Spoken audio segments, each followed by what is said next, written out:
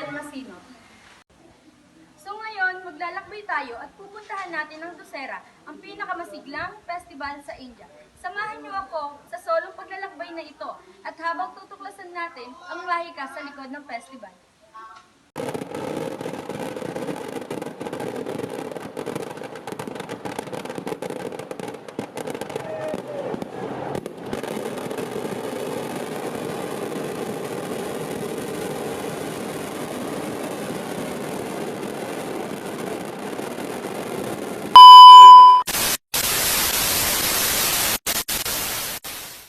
Ang Docera ay kilala rin bilang Vidya Dashami na kung saan ito ay tungkol sa pagdiriwang ng kabutihan laban sa kasamaan.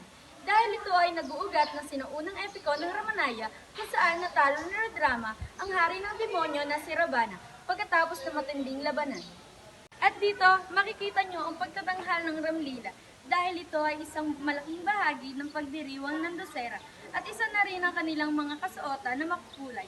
Ito ang nagpapahikayat sa mga manonood.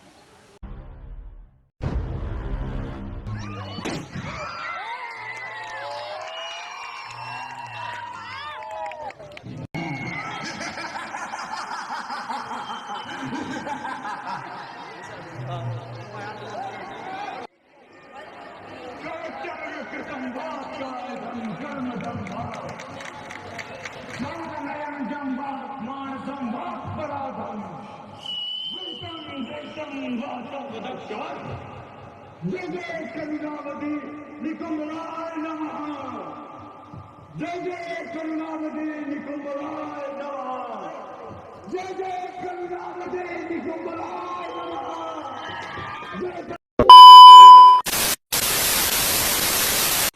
Hanggang dito na lang muna ang ating talakayan. Maraming salamat sa pagsama sa aking talakayan na ito sa Docera. Hanggang sa susunod, manatiling nakasubaybay sa akin at ipagpatuloy ang pagkalat ng kabutihan.